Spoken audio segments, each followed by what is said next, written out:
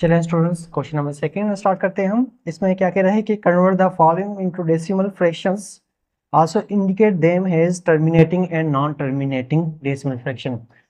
चलिए students, second question में कह रहा है कि अगर हमारे पास देखें, सेकंड का फर्स्ट पार्ट ये है कि 5/8 हमारे पास नंबर है, तो ये बताएं कि ये पहले तो इसको क्या करना है, कन्वर्ट करना है हमें डेसिमल फ्रैक्शन में। अब डेसिमल फ्रैक्शन में कैसे कन्वर्ट किया जाएगा, जाहिर बात है इसको हम क्या करेंगे, डिवाइड करेंगे। उसके बाद हमने बताना है कि टर्मिनेटिंग और नॉन टर्मिनेटिंग, मतलब आया टर्मिनेटिंग है या नॉन टर्मिनेटिंग है। तो टर्मिनेटिंग के हवाले से मैंने बताया था कि जो जिसका अगर हम डिवाइड कर रहे हैं और रिमाइंडर 0 आ जाए तो समझो कि वो टर्मिनेटिंग है, और जिसको अगर हम डिवाइड कर रहे हैं 0 ना आए रिमाइंडर, तो वो हमारे पास क्या कहलाएंगे, नॉन टर्मिनेटिंग। चलिए इसकी अगर हम सॉल्यूशन करें 5/8 की, तो 5 को हम डिवाइड करेंगे 8 से। ठीक है, अब देखें स्टूडेंट्स, 5 का टेबल 8 पर नहीं लग सकता, 8 का टेबल 5 पे नहीं लग सकता, तो यहाँ पे हम देंगे 0 पॉइंट, यहाँ पे 0, फिर उसके बाद टेबल पढ़ेंगे। मैंने आप लोगों को पहले ही कहा था स्टूडेंट्स, तो कोशिश करेंगे आपको कम से कम 20 तक टेबल याद होने चाहिए। चलिए, 8 8 ज़ा 64 ज़ा, और 8 5 ज़ा 40, 8 6 ज़ा 48, 8 6 ज़ा 48। ठीक है, उसके बाद माइनस करेंगे इसको, 50 में से तो 48 गए, या ऐसे भी ले सकते हैं, 0 में से 8 नहीं सकता है साथ वाले से, लेकिन 10 में से 8 गए 2। सही है, उसके बाद हम यहाँ पे 0 देंगे, फिर 8 का टेबल 8 2 ज़ा 16, गुड। अब उसके बाद माइनस करेंगे तो कितने बचे 4, तो उसके बाद फिर 0 लगाएंगे, 8 5 ज़ा 40, तो ये आपका पूरा आंसर आ गया 40। तो अब देखें 0.625 ये हमारे पास क्या हो गया, इसका डेसिमल फ्रैक्शन। ठीक है, 5.8 का, और आप देखें रिमाइंडर 0 आ गया, तो ये हो गया हमारे पास टर्मिनेटिंग। क्या लिखेंगे हम, टर्मिनेटिंग। ठीक है, ये हो गया हमारे पास टर्मिनेट। ठीक है स्टूडेंट्स, उम्मीद करता हूँ कि आप लोगों को ये क्वेश्चन समझ में। अरे सेकंड क्वेश्चन है 4/18। चलिए स्टूडेंट्स, 18 का टेबल थोड़ा सा लेंथी हो जाएगा, और उसको हम सिंप्लीफाई करना चाहें तो सिंप्लीफाई कर सकते हैं। ऐसा कोई टेबल जो दोनों भी लग रहा है, जी हाँ, 2 का टेबल लग रहा है, तो 2 का टेबल लगाएंगे तो इस पे 4 पे लगेगा 2 टाइम, 18 पे लगेगा 9 टाइम। तो अब आसान हो जाएगा हमें कि 2 को डिवाइड करेंगे हम 9 से। ठीक है, अब 9 का टेबल लगाएं, 2 पे नहीं लग रहा, तो यहाँ पे 0 पॉइंट, यहाँ पे आएगा 0। ठीक है, अब टेबल लगाएं, 9 2 ज़ा 18, गुड, 9 2 ज़ा 18। उसके बाद माइनस करेंगे तो क्या आएगा 2, फिर उसके बाद 0, फिर क्या आएगा 9 2 ज़ा 18, फिर माइनस करेंगे 2, 0 लगाएंगे, 9 2 ज़ा 18। देखिए स्टूडेंट्स, कम से कम 3 या 4 डिजिट तक देखें, हमारे पास क्या आ रहा है, 0.22 चलता ही जा रहा है। तो इसको हम लिख देते हैं यहाँ पे कि 4/18 का जो आंसर आ रहा है वो आ रहा है 0.22। तो ये हमारे पास, अब यहाँ पे हमने रेशनल नहीं बताना, सिर्फ यहाँ पे बताना है कि टर्मिनेटिंग है और नॉन टर्मिनेटिंग है। तो देखें ये चलता ही जा रहा है, तो ये होगा हमारे पास नॉन टर्मिनेटिंग। मतलब एंड नहीं हो रहा, तो एंड नहीं हो रहा है, तो इसका मतलब ये हो गया हमारे पास नॉन टर्मिनेटिंग, क्योंकि इसका जो रिमाइंडर है वो 0 नहीं आ रहा। तो ये होगा हमारे पास नॉन टर्मिनेटिंग। ठीक है स्टूडेंट, समझ में आ गया। चले क्वेश्चन हम स्टार्ट करते हैं। सेकंड का थर्ड पार्ट जो कि है 1/15। इसकी सॉल्यूशन करते हैं, इनको हम डिवाइड करेंगे 15 से। देखिए स्टूडेंट्स, 15 का टेबल लगाएंगे, 1 पे नहीं लगेगा, तो 0.0। अभी भी देखें 15 का टेबल 10 पे नहीं लग रहा स्टूडेंट्स। जब एक दफ़ा पॉइंट लगाने से नहीं आ रहा, मतलब टेबल नहीं लग रहा, फिर उसके बाद हम यहाँ पे भी 0 देंगे और इस तरफ भी 0 देंगे। अब 15 का टेबल पढ़ें, 15 5 ज़ा 75, 15 6 ज़ा 90, गुड। उसके बाद फिर अगर हम माइनस करें तो कितना बचेगा 10, फिर उसके बाद 0 देंगे, फिर 15 6 ज़ा 90। ठीक है, तो इसी तरीके से मतलब समझो कि ये भी हमारे पास क्या है, चलता ही जा रहा है।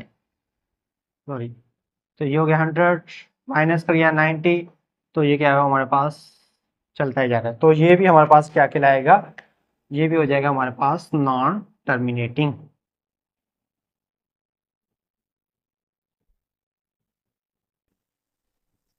ठीक है, तो स्टूडेंट्स क्लियर हो गया क्वेश्चन नंबर थर्ड। अब चलते हैं हम फोर्थ की तरफ। तो हमारे पास फोर्थ है 49/8। चलिए अब हम 49 लिखेंगे और इसको डिवाइड करेंगे हम 8 से। ठीक है स्टूडेंट्स, टेबल पढ़े, 8 5 ज़ा 40, 8 6 ज़ा 48, 8 6 ज़ा 48, माइनस करेंगे 1, पॉइंट देंगे यहाँ पे 0, 8 1 ज़ा 8, 10 में से 8 गए 2, टेबल नहीं लग रहा तो 0, फिर 8 2 ज़ा 16, गुड, माइनस करेंगे तो 4 0, 8 5 ज़ा 40, अब 8 5 ज़ा 40, रिमाइंडर 0, जब रिमाइंडर 0 आ गया तो ये हो जाएगा हमारे पास टर्मिनेटिंग। तो हम साथ ही साथ लिखते भी जाते हैं यहाँ पे कि ये हो गया हमारे पास टर्मिनेटिंग। ठीक है स्टूडेंट्स, चलिए नेक्स्ट क्वेश्चन में चलते हैं, ये 4। अब नेक्स्ट हमारे पास क्या होगा, क्वेश्चन नंबर 5। अब 5 में हमारे पास कह रहा है कि 207 को डिवाइड करें 15 से। चलें 15 का टेबल तो वैसे भी आसान होता है, तो चलिए स्टार्ट करते हैं स्टूडेंट्स। सॉल्यूशन, 15 को डिवाइड करेंगे हम 207 से। 15 का टेबल 15 1 ज़ा 15, ठीक है, देखिए 20 तक ही आ रहा है, माइनस करेंगे तो ये हो जाएगा 5, अब यहाँ पे देखिए 7 है तो 7 यहाँ पे आ जाएगा। 15 का टेबल लगाएं, 15 4 ज़ा 60 हो रहा है, 15 3 ज़ा 45, 15 3 ज़ा 45। चले माइनस करेंगे, 7 से आ गया 2, 5 में से 4 गया 1, अब यहाँ पे पॉइंट देंगे, यहाँ पे 0 किए, 15 का टेबल 12 पे नहीं लग सकता, फिर 15 7 ज़ा 107, 15 8 ज़ा 100, 120, पूरा पूरा लग गया। तो लास्ट में हमारे पास क्या आ गया, रिमाइंडर 0। जब रिमाइंडर 0 आ गया तो क्या हो गया स्टूडेंट्स, ये हो गया हमारे पास टर्मिनेटिंग। ठीक है, करता हूँ कि आप लोगों को समझ में आ रहा होगा। अगर फिर भी कोई भी कंफ्यूजन है तो आप लोग मुझे कमेंट्स कर सकते हो, पूछ सकते हो कि जहाँ पे कोई भी आप लोगों को कंफ्यूजन हो रही है।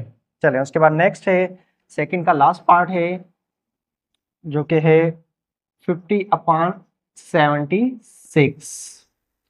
ठीक है स्टूडेंट्स, इसको भी अगर हम पहले सिंप्लीफाई करना चाहें तो कर सकते हैं, क्योंकि जब लास्ट में हमारे पास 0 मतलब इवन नंबर्स होते हैं तो उसके ऊपर लाजमी जारी बात है उसका 2 का टेबल लग सकता है। तो अगर हम 2 का टेबल लगाएं 50 पे तो ये हो जाएगा हमारे पास 25, और 76 पे लगेगा तो हमारे पास 2 3 6 1 आ गया यहाँ पे 38 टाइम।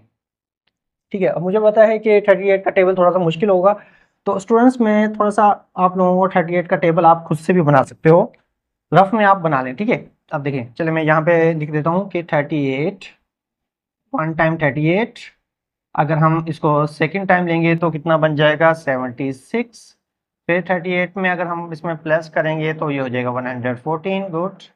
फिर उसको अगर हम 4 टाइम मल्टीप्लाई करेंगे 38 को तो ये हो जाएगा 152, फिर अगर 5 टाइम करेंगे तो हमारे पास ये हो जाएगा 190, फिर अगर हम 6 टाइम करेंगे तो ये हो जाएगा हमारे पास 228, अगर हम 7 टाइम 38 का टेबल लगाएंगे तो ये हो जाएगा 266। चलें देखते हैं, शायद इसी में से हमारे पास आंसर निकला है।